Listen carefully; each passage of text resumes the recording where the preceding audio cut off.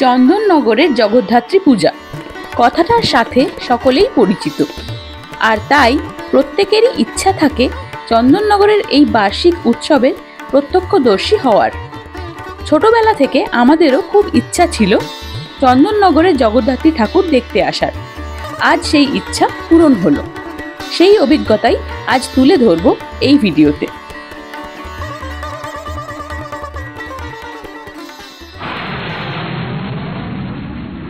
জগদ্ধাত্রী পুজো বললেই প্রথম আমাদের মাথায় যে নামটা আছে সেটা অবশ্যই চন্দননগর। আর আমাদের পিছন দিকে এই যে ভিউটা দেখে হয়তো অনেকেই বুঝতে পারছে যে এখন আমরা চন্দননগরেই আছি। এটা হলো চন্দননগরের সেই বিখ্যাত স্ট্র্যান্ড ঘাট বা জোড়াঘাট, আর এর ঠিক উল্টো দিকেই আছে সেক্রেড হার্ট চার্চ। আজকে আমরা চন্দননগর চলে এসেছি এই জগদ্ধাত্রী পুজোয়, আর ঘুরে দেখব যতগুলো পারি জগদ্ধাত্রী পুজো, আপনাদেরও ঘুরিয়ে দেখাবো। কারণ এখানে এতগুলো জগদ্ধাত্রী পুজো হয় এই অল্প কিছুটা জায়গার মধ্যে, যে একদিনে তো কোনো মতেই ঘুরে দেখা সম্ভব নয় এবং আমাদের ফিরতেও হবে।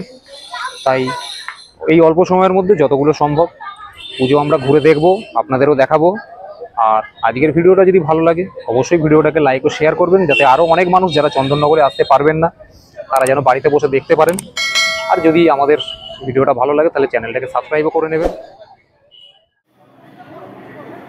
চন্দননগরে যাওয়ার জন্য হাওড়া স্টেশন থেকে সারাদিনে প্রচুর ট্রেন রয়েছে। মাত্র 10 টাকা ভাড়া। Howrah Bandel local, Howrah Bardhaman local, Howrah Katwa local, এই ট্রেনগুলি সারাদিন প্রায় 10 মিনিট অন্তর অন্তর পাওয়া যায়। এছাড়া আরও কিছু ট্রেনের তথ্য স্ক্রিনে ও ডেসক্রিপশনে দিয়ে রাখলাম। স্টেশনে নেমে আমরা প্রথমেই একটি টোটো নিয়ে স্ট্যান্ড ঘাটের দিকে চলে গিয়েছিলাম। আপনারা চাইলে স্টেশন থেকেই ঠাকুর দেখা শুরু করতে পারেন। প্রথমেই আমরা চলে গিয়েছিলাম চন্দননগরের সর্বপ্রাচীন জগদ্ধাত্রী পূজা দেখতে। আমি এখন যেখানে দাঁড়িয়ে আছি চার মাথার একটা মোড়। এই পিছনের যে রাস্তাটা দেখতে পাচ্ছেন এই রাস্তাটা সোজা চলে গেছে স্ট্যান্ড ঘাট চন্দননগর। আর এখান থেকে এগিয়ে এসে এই চার মাথার মোড়ে দেখবেন একটা রাস্তার উপরেই একটা পুজো হচ্ছে।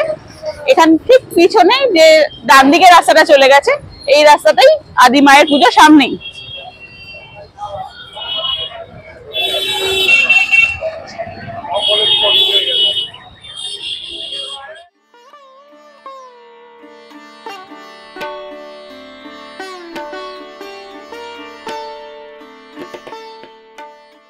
এখন আমরা চলে এসেছি চন্দননগরের প্রথম জগদ্ধাত্রী পুজো, যেটা হচ্ছে আদি মায়ের জগদ্ধাত্রী পুজো। চলুন ভেতরে গিয়ে দেখি।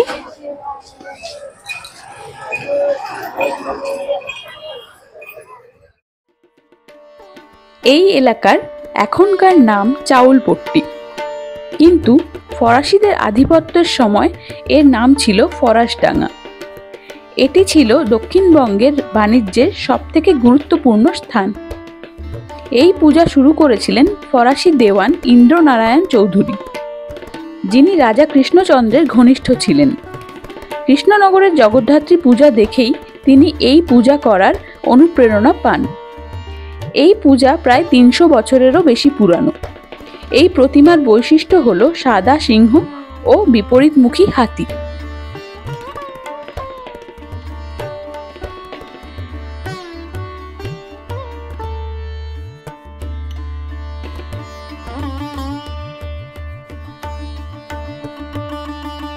আদি মায়ের প্রতিমা দর্শনের পর স্ট্যান্ড ঘাটের দিকে একটু এগিয়ে আসতেই দেখতে পেলাম উর্দিবাজার সার্বজনীন। এখানে তখনও মণ্ডপ সজ্জা ও প্রতিমা সজ্জার কাজ চলছে জোর কদমে, কারণ রাত পোহালেই শুরু হয়ে যাবে সারা বছরের প্রতীক্ষিত উৎসব। চন্দননগরের জগদ্ধাত্রী পূজার প্রতিটি প্রতিমার মুখশ্রী আলাদা ও সমস্ত প্রতিমাকেই সোনা ও রূপার গহনায় সাজানো হয়। এক একটি প্রতিমার সাজসজ্জা এক এক রকম। প্রতিটি প্রতিমায় প্রায় 4-5 মানুষের থেকেও উঁচু। দূর দূরান্ত থেকে মানুষেরা আসেন এই পূজা দেখতে। আর এইখানকার আলোকসজ্জা একদম অন্য রকমের। যারা আলোকসজ্জার কাজ করেন তাদের দক্ষতা এই আলোকসজ্জার রূপ দেখেই বোঝা যায়। ছোটবেলা থেকেই বিভিন্ন জায়গায় এই আলোকসজ্জার প্রশংসা শুনে এসেছি। আজ প্রথমবার সামনে থেকে দেখার সুযোগ পেলাম। ভীষণ ভালো লাগছিল। বহুদিনের ইচ্ছা পূরণ হলে যা হয় আর কি।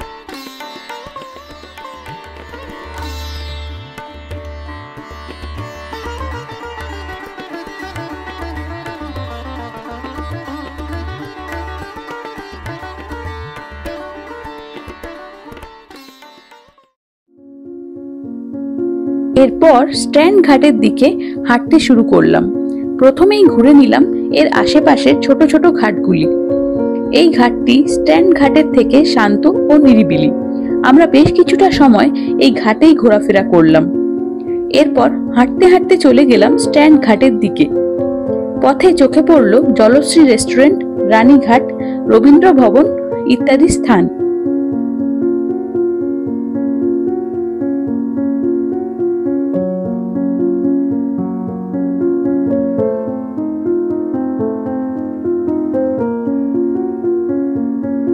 স্ট্যান্ড ঘাটে পৌঁছে সেরে ফেললাম দুপুরের খাওয়া দাওয়া। এরপর দেখে নিলাম সেক্রেড হার্ট চার্চ।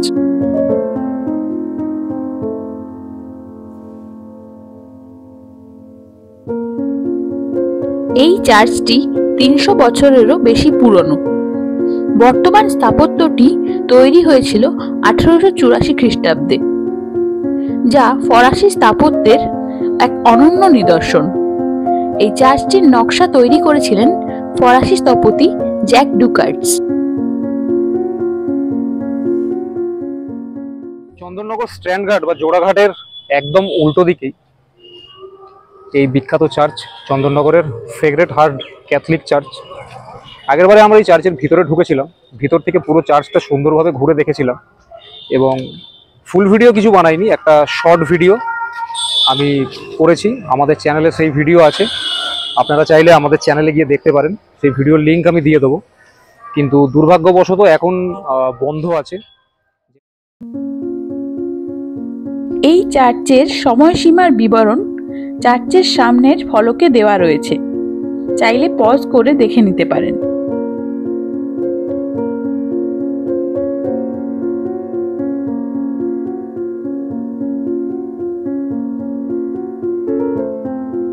স্ট্যান্ড ঘাট থেকে বেরিয়ে আমরা সোজা হাঁটতে শুরু করলাম একের পর এক ঠাকুর দেখতে দেখতে। দেখে নিলাম রাস্তার ধারের এই মেলার দোকানগুলিও। কিছুদিন আগে এখানে বিরাট এক আলপনা প্রতিযোগিতা হয়েছিল, তাই রাস্তা জুড়ে নানান আলপনা আঁকা দেখতে পাওয়া যাচ্ছিল।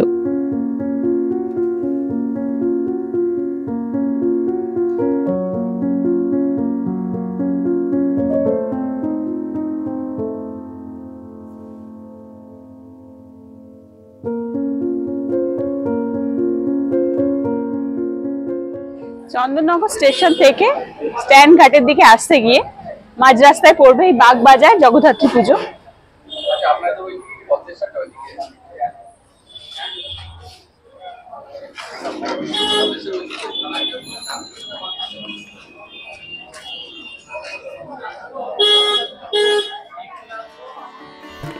এরপর হাঁটতে হাঁটতে চলে আসি বাগবাজারের পূজা দেখতে, যার কথা আমরা এখানে আসা থেকেই লোকের মুখে মুখে শুনছিলাম। মণ্ডপে পৌঁছে বুঝলাম কেন সবাই এই পূজা দেখতে আসতে চাইছিল। এটিও চন্দননগরের পুরানো পূজাগুলির মধ্যে একটি। এখানকার প্রতিমাও সব থেকে বড় প্রতিমাগুলির মধ্যে একটি। এখানে প্রতিমাকে প্রচুর অলংকারে সুসজ্জিত করা হয় এবং প্রতি বছরেই এখানে বিশেষ মণ্ডপ সজ্জা করা হয়।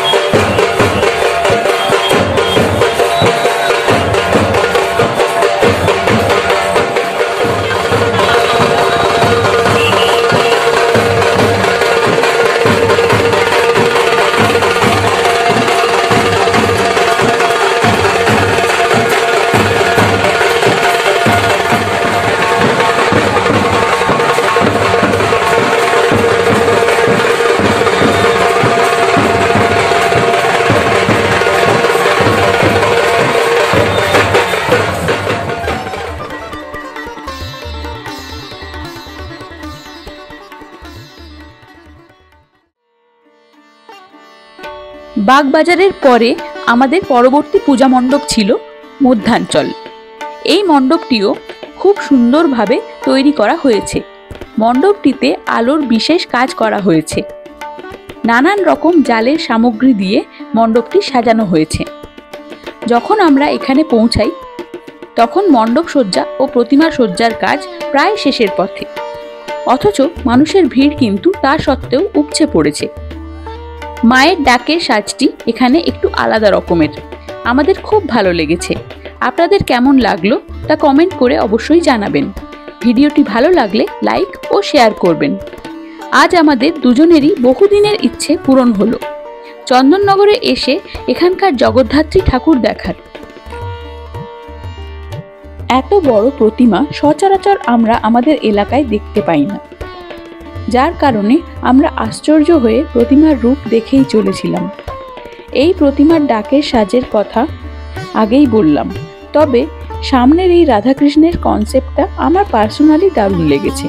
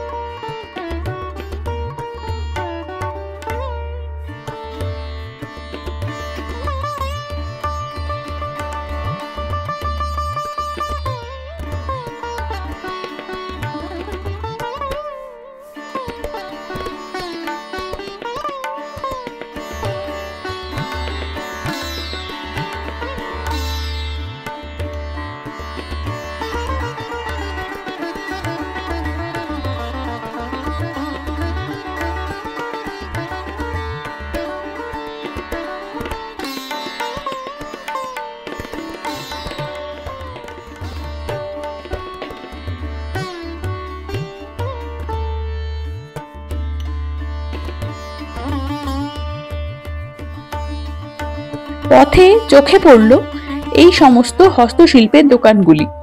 ভীষণ সুন্দর করে গড়ে তোলা এই শো পিসগুলি খুব কম দামে এখানে পাওয়া যাচ্ছিল।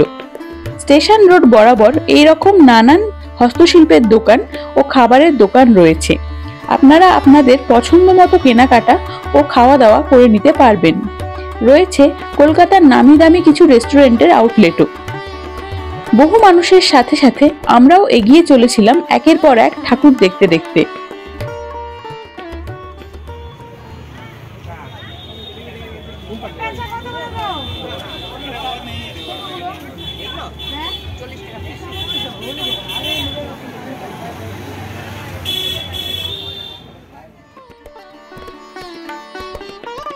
এরপর সর্বশেষে স্টেশনের একদম কাছে চোখে পড়ল ফটক গোড়ার মন্দিরটি। এখানে মন্দিরটিকেই মণ্ডপের আদলে তৈরি করা। অপূর্ব সুন্দর সাদা রঙের এই মন্দিরটি ভিতরের দেওয়ালে সূক্ষ্ম কাজ করা রয়েছে এবং বাইরে বিভিন্ন রঙের আলোর খেলা চলছে। আমি তো মুগ্ধ হয়ে দেখেই চলেছি।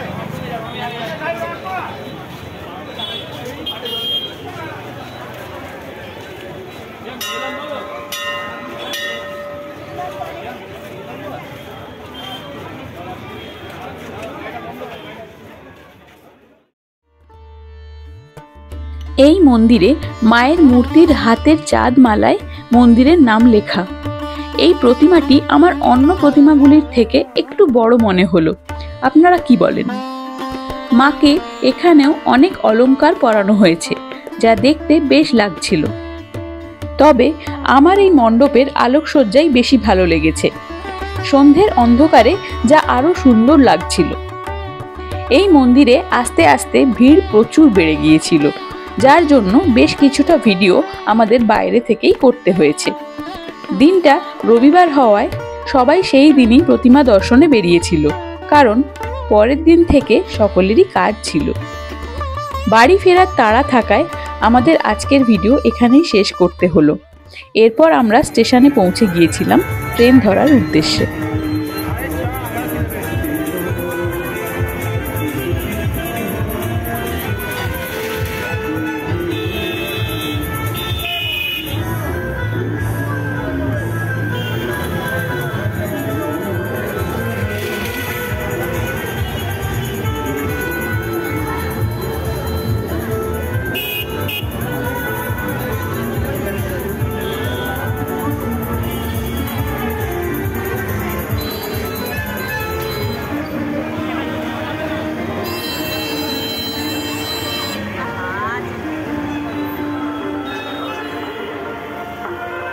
আমরা এখান থেকে বেরোনোর সময় মানুষের ভিড় প্রচুর বেড়ে যায়, কারণ সন্ধে হয়ে এসেছিল।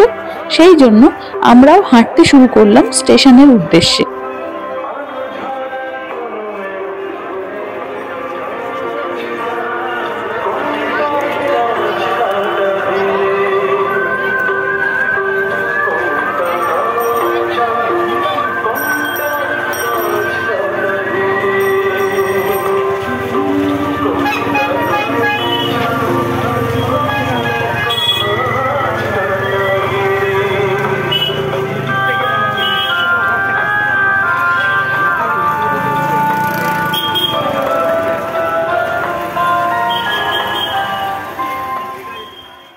এবছর এই প্রথম চন্দননগরের জগদ্ধাত্রী ঠাকুর দেখতে গেলাম।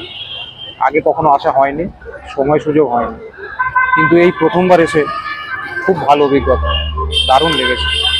আপনারা যারা আগে কখনো আসেননি চন্দননগরের জগদ্ধাত্রী ঠাকুর দেখতে, তারা পারলে অবশ্যই সামনের বছর কিন্তু আসবেন, খুব ভালো লাগবে। আর আমাদের আজকের ভিডিওটা আপনাদের কেমন লাগলো অবশ্যই কমেন্টের মাধ্যমে জানাবেন। যদি ভালো লাগে তাহলে লাইক ও শেয়ার করবেন ও আমাদের চ্যানেলটাকে সাবস্ক্রাইব করে নেবেন।